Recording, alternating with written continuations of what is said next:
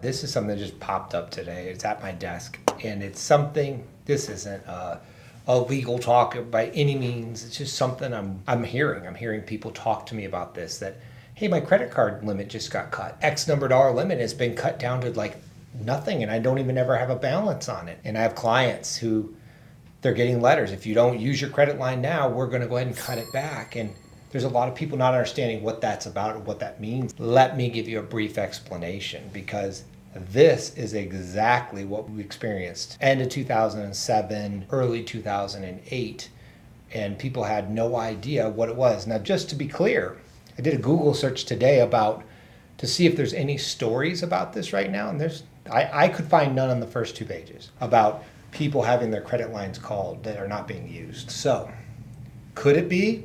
I don't know. They're obviously not talking about it. I have no evidence to tell you this is what's going on. But the reality is that there is a reserve that creditors have to keep for an open line of credit. There's a certain amount of liquidity that's required.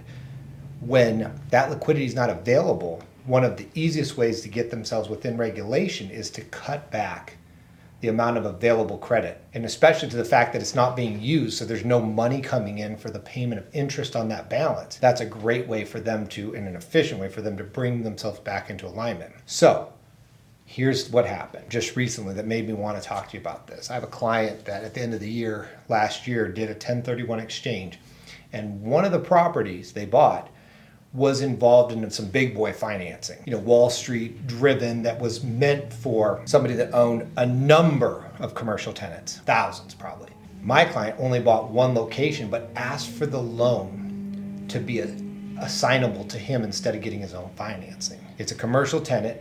Well, that commercial tenant had its bond rating reduced from whatever the threshold was to a degree lower, which violated a covenant within his assigned loan, something that probably he didn't even consider. And what's the net effect? He now has to pay to the bank a reserve amount every month against default by his tenant. So here it is, regular Joe who had a capital event and said, hey, I'm gonna buy myself a blank building that already has an existing, Fortune 500 tenant in it, and they're gonna pay me income for the rest of my life so that I can have an income stream and not pay the capital gains on my sale. And now that Fortune 500 tenant, because their credit got downgraded, he's gonna get less rent to keep because the lender is requiring that because of their credit sufficiency on Wall Street. It's the same principle as somebody who just had their Kohl's card called out by the bank and said, hey, you either use this Kohl's card in the next 10 days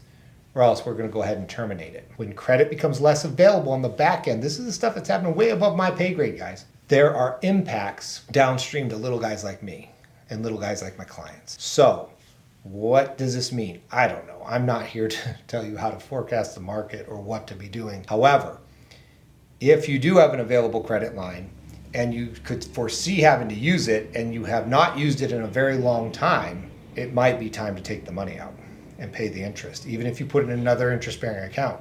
Because if those get called, they're very hard to reopen. It's not a tip. It's not even a legal advice. It's a financial reality. So something to talk about. If you know somebody or your neighbors or you're hearing about this somehow or it happened to you, this is what's going on the back end, is that there's some liquidity issues. And guess what? Google ain't talking about it. You're on the inside right now. Google's not talking about it, but it's happening on Main Street. If you were ever worried about getting ahead of something, this is before the news. So I just wanted to share that with you. Do with it what you may. And yeah, have a great weekend.